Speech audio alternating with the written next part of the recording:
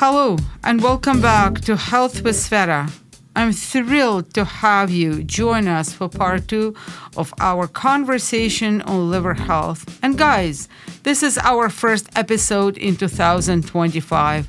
So happy and healthy new year to you all. In our last episode, we explored the liver's vital role in the body and how to recognize early signs of potential issues. Today, we are continuing that conversation with a focus on common liver conditions, their causes, and how our lifestyle choices can impact liver health. We will cover effective preventive measures, debunk some common myths about liver detoxes, and discuss when it's time to see a healthcare professional. Guys, let's dive in.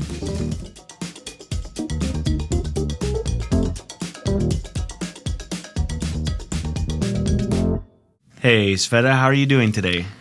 Good morning, Reuben. Always good to see you. It's Happy New Year to you. I haven't seen you. Yeah. And guys, listen, let me start this podcast. I haven't seen Reuben for a couple months. Guess what I've noticed? I've noticed how much weight did he lose and how much healthier and better he looks, because that's what it's all about. That's what our podcast is all about. It's us. It's a new year. So what do we do in a new year? We create health resolutions that we do not stand by. We forget them a week after. But guess what happened to Reuben? He committed himself to his health, and oh boy, does it pay off. Thank you. Yeah. I am amazed. Thank you so much. Yeah, it's been a very progressional, and it takes its time, and it's the marathon and not the race to lose weight. Thank you for saying that. It's a very happy marathon, and it's our commitment. So what are we doing today? Well, we're continuing our conversation from our liver talk from the previous episode, and I just have some questions for you. So let's just dive right in. I wanted to start talking about some common liver conditions. And so I guess to start off the bat, what are some prevalent liver diseases and what causes them?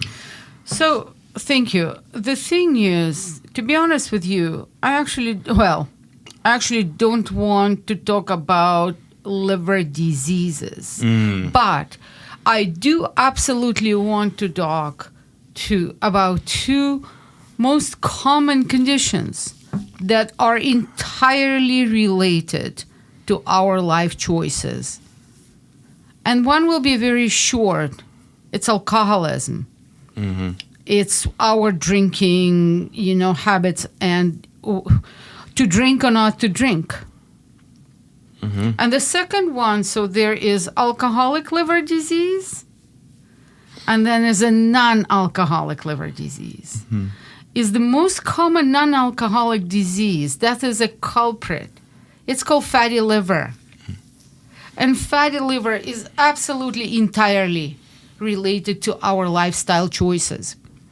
And the fatty liver, then, if we don't take care of it, is going to lead to non-alcoholic fatty liver hepatitis. Mm-hmm. So from just a condition and predisposition, let's say, to disease, that is going to lead to disease as that non-alcoholic fatty liver hepatitis, so steatohepatitis, steatofatty. But now, both of the conditions, alcoholic liver disease and non-alcoholic liver disease, if we don't take care of it, it's simply going to lead to something that is called liver cirrhosis. And from liver cirrhosis, there is another condition, that is liver cancer. However, me as the basically cell doctor and stuff, of course, my main concentration on a word C and how not to. But when I'm thinking about liver cancer, I am not only thinking about fatty liver disease, alcoholic liver disease, but I'm thinking about environmental toxicities. I'm sort of becoming tangential, but this is kind of leading to it. It's an amazing question that you've asked, Reuben. So the thing is liver cancer, or, big term called hepatocellular carcinoma. It is linked to molded peanuts. That's why you need to be so careful. Let's say when you buy peanuts, there's a toxin when the peanuts are molded. It's called aflatoxin. Mm-hmm. And aflatoxin is the etiologic factor, contributing factor to liver cancer. Peanuts. Specifically molded peanuts. Okay. Because the conventional peanuts, they may be genetically modified. They're sprayed and they may be stored into huge beans. Mm-hmm. That's where it creates a moldy environment. And nobody knows. Yeah. Now, what do we do if you cannot buy organic? Again, I buy organic, and then I wash it, and I soak it. And then I soak my peanuts overnight. Oh, wow. Okay. Not only to clean it, but maybe even to sprout it, to bring some life into them. But again, even if it's conventional peanuts, wash it, and then wash it, and then wash it, and then, let's say, soak it. And I'm talking about raw peanuts. Yeah. So then, per se, again, I am sort of, as you probably know, quote-unquote, crazy about purity of foods, and something that I can avoid. Now, if I buy peanuts and I do everything, I can roast it myself. And trust me, if you roast your peanuts, or even if you roast your nuts, they're a whole lot more tastier than what you buy in the store. And then you can add any flavor you want. Mm-hmm. And then, so this is the thing. And now I know that I'm living in North America, being from former Soviet Union, where we had no idea that peanut butter existed. Mm-hmm. And you guys are very well into the peanut butter. Again, I would really, really recommend to buy organic peanut butter. Yeah. And to buy peanut butter where there are 2 ingredients, or maybe even 1 ingredient. Maybe 1 ingredient, organic roasted peanuts, but everybody likes it maybe a little bit saltier. So 2 ingredients, sea salt and roasted organic peanuts. And then it's yum yum. Mm-hmm. Read the label. Read the label. You see, read the preservatives. You don't need them. Wow, I'm so surprised by this connection to peanuts and liver cancer. That's crazy. Wild introduction. Yeah, no way. This was a wild I'm beginning. hyper-fixated on this. It's kind of it swung you off your questionnaire. I'm a peanut butter fanatic. Like, I love peanut butter because it's such an easy food to find that's with simple ingredients. Like, you just look at the back, it's just the peanuts that's been pureed, right? Full stop. That's exactly to my point. As I said, I'm from the former Soviet Union, from former CCCP, and I had no idea that peanut butter existed. It's not in our culture. However, when I came to Canada and then United States, everybody here is indulged with peanut butter. So that was my discovery. And that's to the point where Reuben just said that he absolutely loves peanut butter. But again, this is so critically important for you to pick up a jar and look at the list of ingredients. Wow, that's crazy. Moldy peanuts.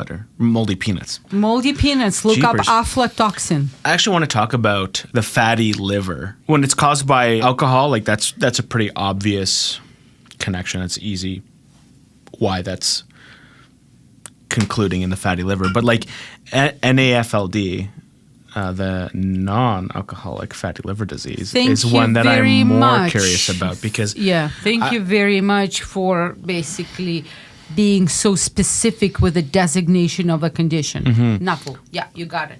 Because that one is... people don't think about that one as common. It is becoming very common. Again, it's an incredibly, and I mean incredibly important topic. Why? Mm-hmm. Because non-alcoholic fatty liver disease or condition is associated with something that is called metabolic syndrome. Mm. These things go together again and again and again. It's the lifestyle. Metabolic syndrome, what? It's the overweight, obesity, diabetes type 2, or insulin resistant. Insulin resistant adult type diabetes, high blood pressure, and non-alcoholic liver disease. It's all tied up. And it's all tied up to environment and our lifestyle choices.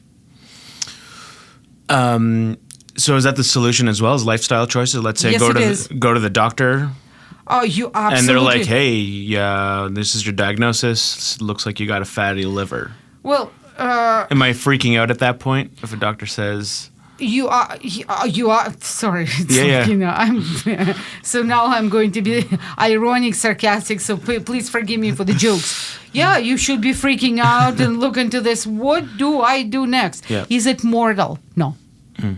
Can it be mortal? Of course. Yeah. Can I change it? Absolutely. Absolute. That's a thing. You should be freaking out as to, okay, I'm done. Now I actually start taking care of my choices. Yeah. And that's your very good freaking out. Yeah. It's not like freaking out, going to the store, buying a bag of Cheetos, and calming yourself with a comfort food. Yeah. I think when it comes to health stuff in general, this is a bit of a tangent, but I think we always we're afraid of you've gone too far, you can't turn the boat around. You know what I mean? I believe we absolutely can, especially with alcoholic and non-alcoholic liver conditions. Yeah, that's a very comforting thing to hear, because let's say you've lived a life, whether it's consumed so much alcohol for so many years, and that's your diagnosis from the doctor. You can still turn that boat around quite easily, right? Absolutely. The interesting thing is, yesterday I was listening to the lecture about, we probably haven't talked about this, NAD. It's one of the major parts of a mitochondrial function, as well as part of our anti-aging or part of our healthy aging thing. And liver, apparently, I didn't know that.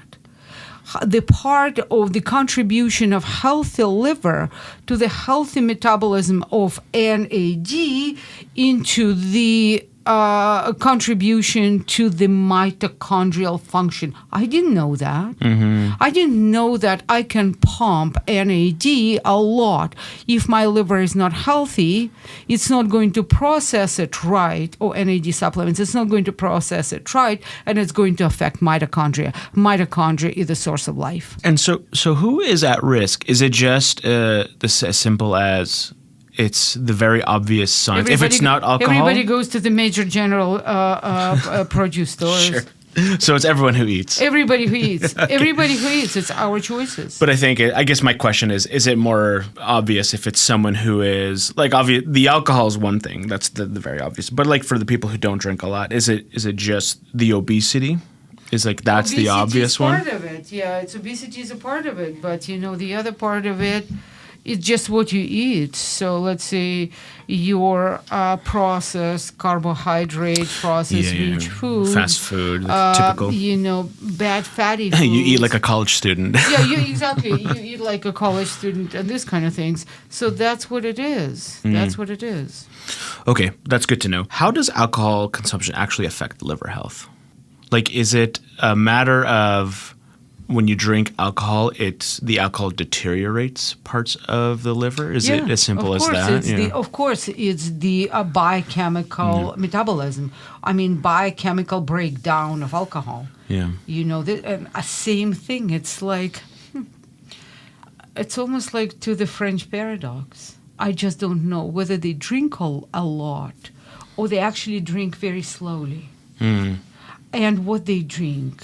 Because absolutely, alcoholic beverages, they're different from alcoholic beverages. When you have organically or sustainably grown grapes, or those centuries pressured, generationally grown and inherited and cherished vineyards, where they, they talk about your grapes like it's the best thing after sliced bread, and this wine, which has, there are obviously a lot of health benefits to healthy dry wines. Red wine, white wine, pink. What is this? Pink is basically rosé. It's a young red or something like that. There's a whole bunch of health benefits. There's a whole bunch of antioxidants and polyphenols. But it depends what kind of grapes do you use, how much pesticides and herbicides and fungicides, and what you mixed in that wine. Because, let's say, as I said, the generational French, Italian, Spanish cherished wine, those bottles, it's one vineyard. It's one kind of grapes. Is the way they processed through generations and stuff. So because you're not applying additional oxidations, and let's say commercialized wines, they may taste good, but they cook, they made, they chemicals. So that's why they're breaking down into different components and they affect. But you also need to consider that alcohol is the liquid sugar. Yeah.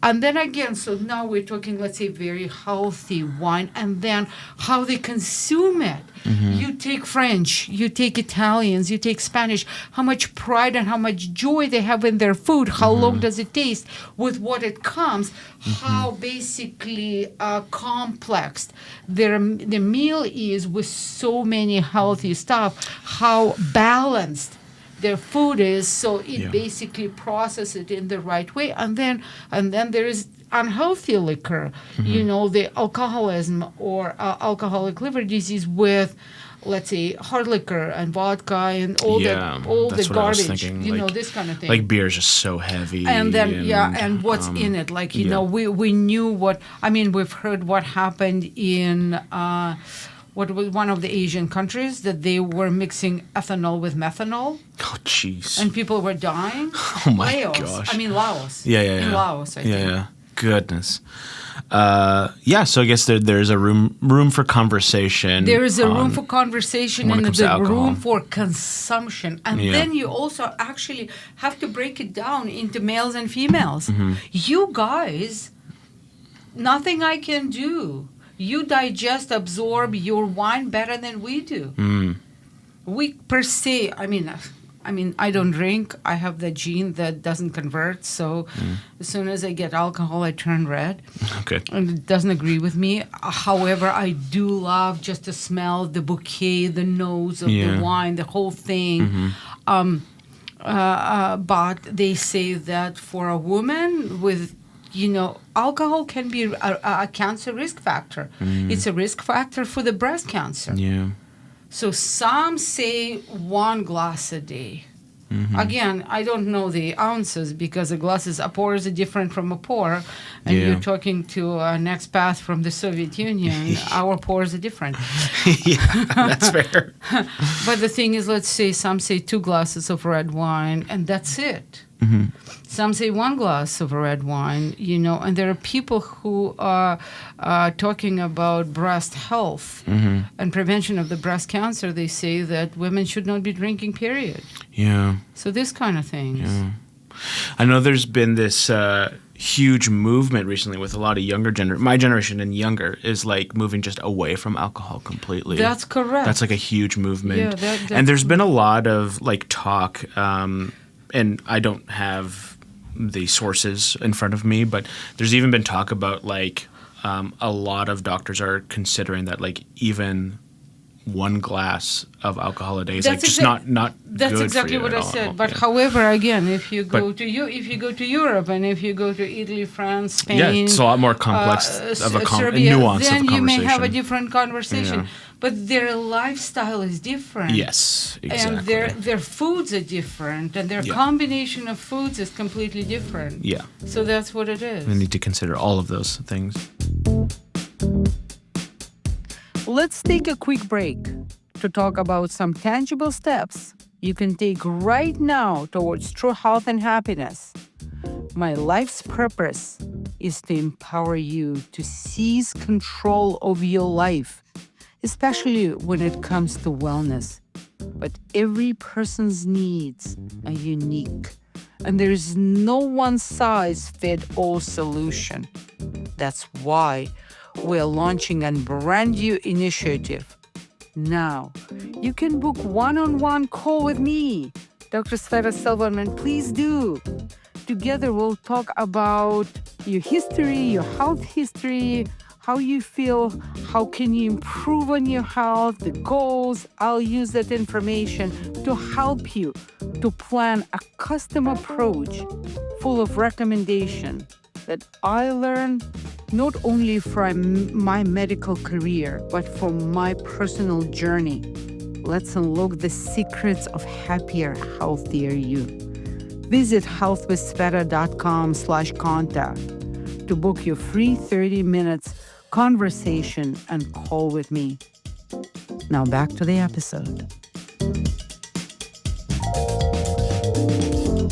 To go back to the conversation on diseases, can diet and exercise influence the risk of developing liver diseases? Absolutely. Is that's the medicine? That's the solution? Yes, it is. Yes, it is. Eat clean. Yes, it is. Go for yes, it is. a run. Yes, it is. Okay. Absolutely. Because we're done here. We done. No, we're done. That's the thing. See, the thing is, I told Reuben that today I brought my computer with few papers because obviously I cannot remember all the. I mean, I obviously do remember some healthy foods. That's easy. Mm-hmm. The same food that we eat, and we're committing to the same food. That's a healthy food, and I always teach Mediterranean style diet. Yep. And this is me. I teach gluten-free. Because, why? Because anything I can eliminate that can have some pro-inflammatory influx, that can aggravate the gut, I want to eliminate. Now, considering that, what is liver? Liver is our detoxification factory, right? Mm-hmm. So it's like, it's the plant where we dump the toxins, and then they process it, and it's kind of, they sort it out, and then this goes into the bowels. Mm-hmm. This we will process, that will go into the bowels, and this we will recycle. Yep. So this is considered a garbage, but we will break it down, we will refurbish it, and then we will recycle it. Mm-hmm. So from that perspective, what can we do? And there are different stages of that process. So it's like different steps of cleaning, recycling, elimination. Mm-hmm. Cleaning, recycling, elimination. In order for us to clean, there are multiple steps, and every step is very important. And maybe the first step is the most important step because it kind of breaks it down. And when it's breaking it down, it's actually becoming even more toxic. It's the first phase of the liver detoxification. So that part of the liver process, meaning this is critically important in liver health. Mm-hmm. So then that's what can enhance that phase one. What kind of foods can enhance phase one? Yeah. What kind of supplements can enhance phase one? Because, for example, and then there is phase two, which is somewhat packing it and sorting it out into recycling and into stool. Okay. And that part two, in a sense, it's easier for me because it's talking about NRF2. Okay. And we already talk about NRF2, so we're not going to go there. But let's say we're talking phase one. So what can we do? So in terms of, here we go. So onions and garlic. That's easy to peasy. Implement in the diet. Green tea. Easy peasy. Yeah. Black tea. Easy peasy. Good honey, actually. I'm looking at good honey. Coconut oil. Okay. Coconut oil, which is going to be MCT. That's one of these. So then, obviously. Now, look at this. Phase one, it gives me resveratrol. That's a healthy one. Yeah. But you got to drink barrels to get to the good level. Interesting. You got to drink barrels. And that's what I hear when it comes to the advocacy for drinking wines. Oh, it has that. No. Exactly. So your one glass of red wine has a minuscule amount of resveratrol. It does have. It also has tannins, and it also has other stuff. So if you want resveratrol, for example, dark chocolate. Yes, you can supplement with resveratrol, fine, but you also can go heavy on your dark berries. Go with your blueberries and blackberries and your Saskatoon berries. Yes. Go for it. So, who knew? It goes, peanuts can be healthy. But again, be very, very conscientious. And then greens, kale, cruciferous, fish oil, healthy fishes. Guys, large fish, big fish, sword, tuna, all these big guys, they collect toxins. They're too big, they collect mercury. That's why the healthiest fishes are actually the smaller one. The oily, like Europeans again. Here comes Europeans with their sardines, with their smelt, with their something else. This kind of, and our hero, as always, is turmeric. And I just read, I didn't know that, I listened to one of the lectures. We always say turmeric, turmeric, turmeric. It's not about turmeric. It's about medicinal component in turmeric, which is called curcumin. Okay. And it's basically, you have to have your concentration, if you buy supplements, you have to buy your curcumin, 95% of curcuminoids. Ooh. So it has to be very, very clean. However, East Indians, why is their food so flavorful? They actually fry their spices. Yes. To accentuate the release of oils. And when they fry turmeric, because they say that turmeric, because curcumin is only 3%. So that's why it's very poorly bioavailable and bioabsorbable. So guys in India, they didn't know, but this is the way, because when they fry their spices, it releases something and increases the bioavailability of turmeric so much. So that's a thing. So let's say this is our phase 1, and then let's say phase 2, we know already, easy peasy, squeezy breezy. Let's say it's our NRF2 activation. Again, I am a proponent of NRF2 activator protandum, which composes of massive liver enhancers like milk thistle. Silverman, rhodiola rosea, again, turmeric, curcumin, milk thistle, green tea, bacopa, very good for the liver. And so that's the thing. So that's part 2. And then, so I told you that part 3, it's either recycled or part 3 goes into the feces. What do we need for that part? We need our gut and we need our microgut. So you cannot run away from good fermented foods and good fibrous rich foods. You can't run away. And then even here we're talking about fish oils, because fish oils are actually a good food for your microgut. So everything, it doesn't matter what topic we touch. Again, and it doesn't matter. It will never, ever be about drugs, supplements, or any kind of pills. It will always, anything we touch is going to be about you and me and my commitment to my health and your commitment to your health, a.k.a. my choices. Meaning, what do I do? It doesn't matter what, and especially for liver. It's how do I eat, how do I sleep, how do I drink, how much I pray or meditate, how much I exercise, and only then do I need to clean my cells. Do I need to clean the house? Oh, absolutely I do. Absolutely I do. Now, considering how hard the liver works, what is the most hard work? What are the most hard-working organs? Mine is the heart. It's the liver and the brain. Right? So for me to think and for the liver to work, and not only that liver is going to, it's a detoxification factory, but it's also a production factory. What makes the healthy fats? What makes my good LDL, HDL, and what processed cholesterol? What makes my active vitamin D? What makes my active thyroid hormones? The liver. meaning that it is one of the hardest working organs. And for that thing, those cells, they need food, and they need oxygen, they need energy. So meaning, what do they need? They need healthy mitochondria. So that's why when I'm talking brain and liver, these are the organs that are heaviest in mitochondria. And they're heaviest in mitochondria.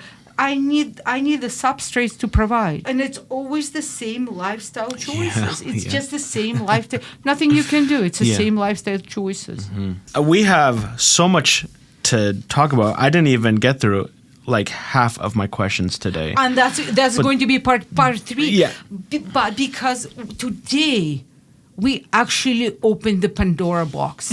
Today we opened the Pandora box. And today, the interesting thing is, I just opened another level. We were talking about liver as cleaning apparatus. But I just told you that liver is a making apparatus. So it's the important, but again and again and again, it's my choices. Yeah. It's my choices, number one. Again and again and again. Do I need to supplement? Of course I do. Because I just told you about peanuts. You don't know what it is. So, whole bunch of things that I need to be conscientious. It's blowing and snowing. I need vitamin D. Yeah.